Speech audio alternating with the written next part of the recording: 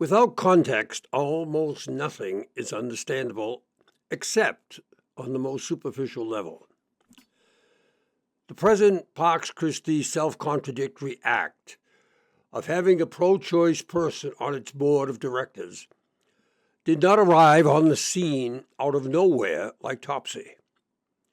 It was rather inevitable. Before going any further, I want to be clear. What I'm about to write or say is in no way meant to impinge upon the validity or the appropriateness of Lauren Bailey's legitimate place on the Pax Christi board. She was duly and properly and openly elected by the majority of those who voted.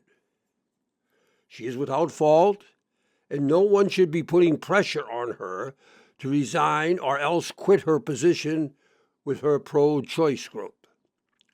The problem here is it lies completely with Pax Christi USA, and it goes back to the moment of its formal founding, when the content of its founding charter was decided.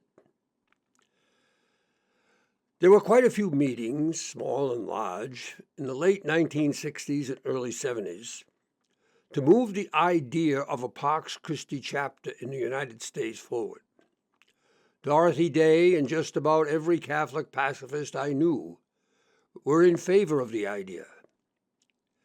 However, it was Gordon Zahn, one of the relatively few Catholic COs during World War II, who spearheaded, maybe that's a poor word choice here, the effort.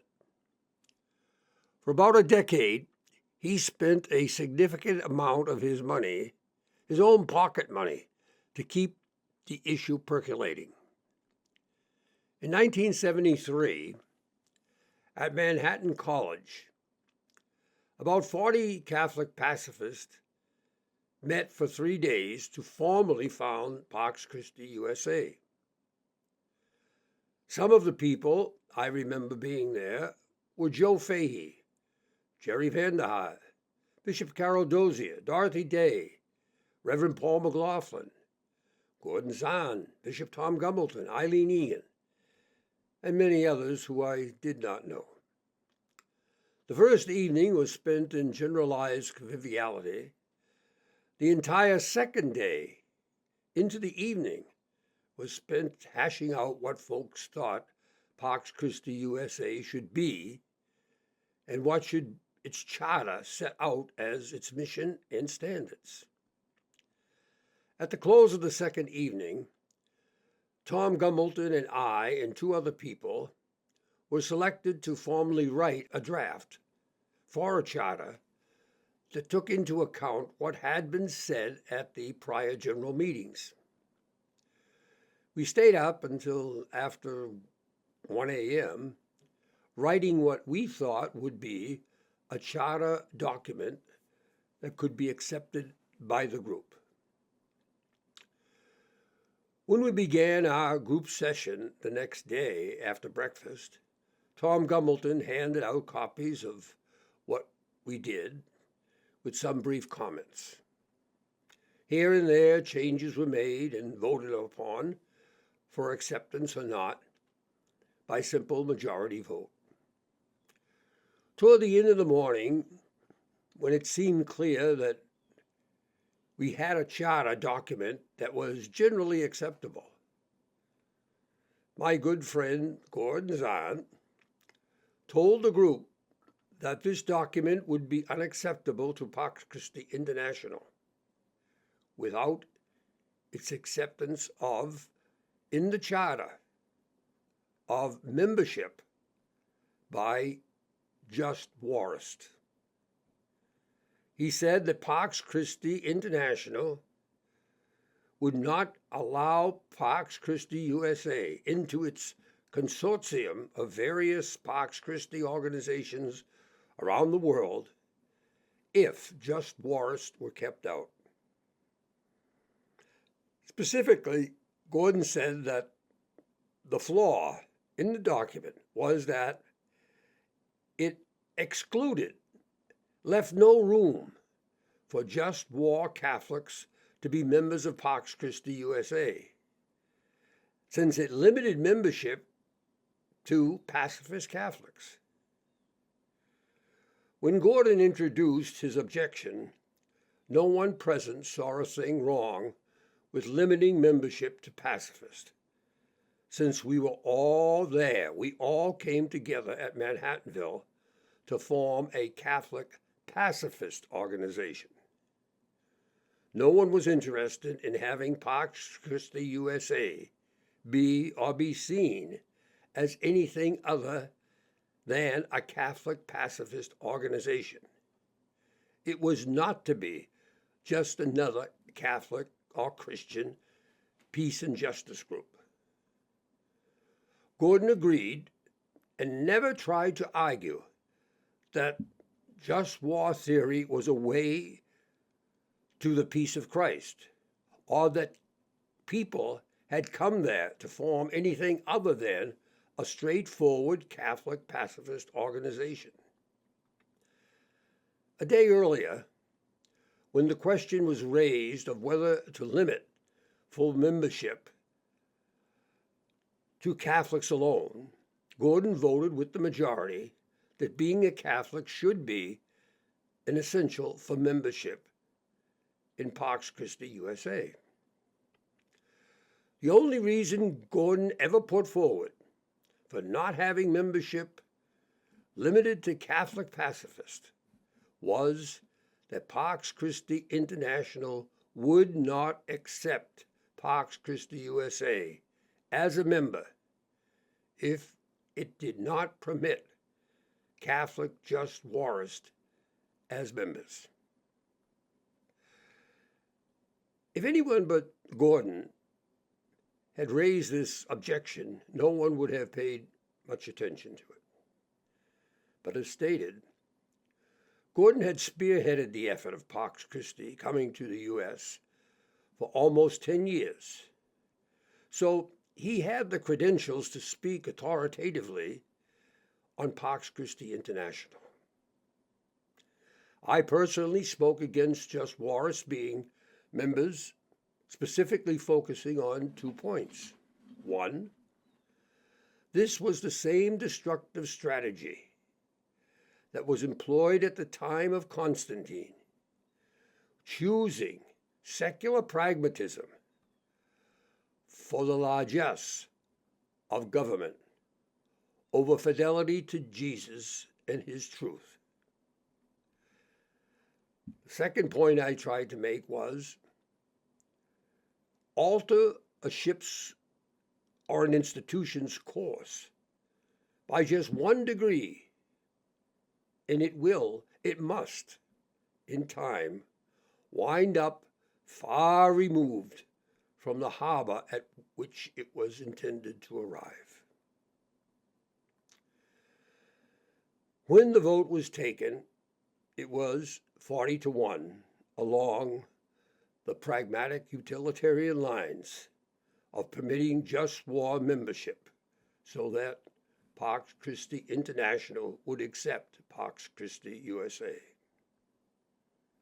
I voted against just war membership in Pax Christi USA.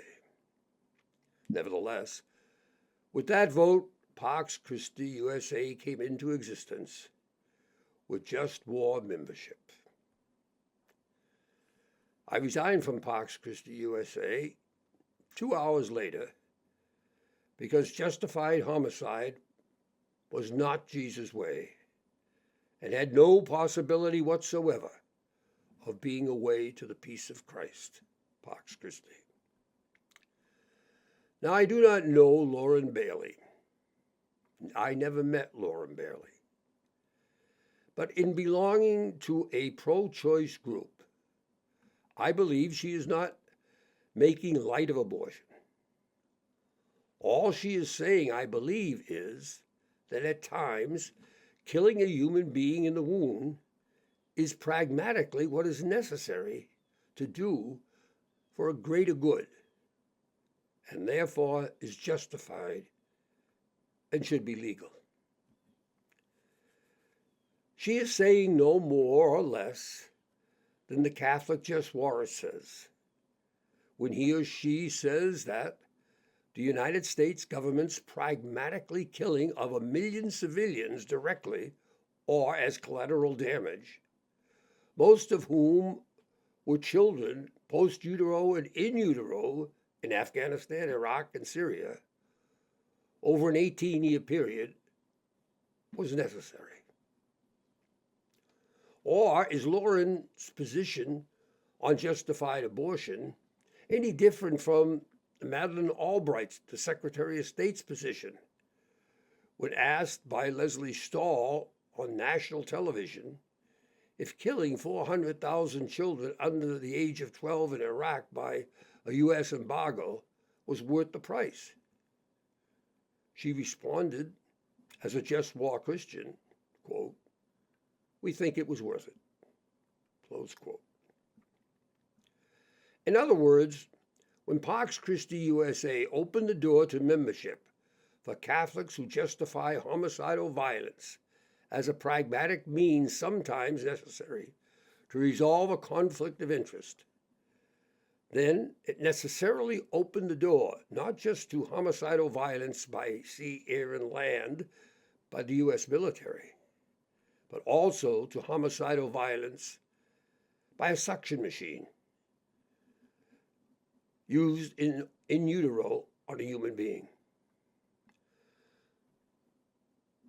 The question of what are the acceptable moral norms for killing other human beings, in utero or post utero, goes back at least to the beginning of recorded history, about 4000 BC.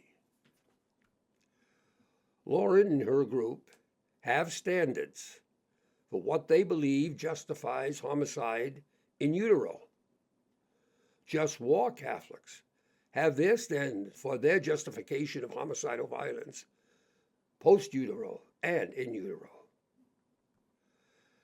The argument over those standards and whose standards are right and whose are wrong, whose are of God and whose are just human inventions to serve self-interest, those arguments are interminable and have no resolution. Jesus' solution to the just violence issue is there is no such thing in reality or before God as justified homicidal violence.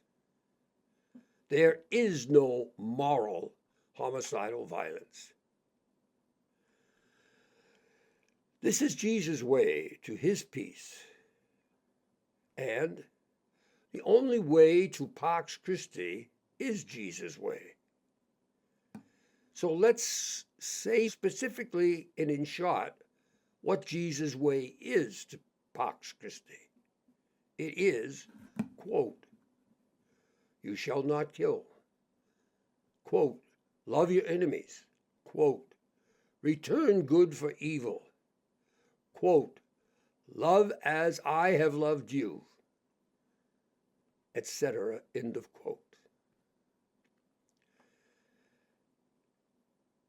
Aristotle wrote 500 years before Jesus, quote, "The least initial deviation from the truth is multiplied later 1,000-fold." Church history for the last 1,700 years, since the introduction of justified homicide theories into the church's moral theology, is conclusive proof of this truth of consciousness. Perhaps, instead of harassing Lauren to resign from or from one or the other of her organizations, it is time for Pax Christi to correct the deviation from truth it made at its founding in AD 1973.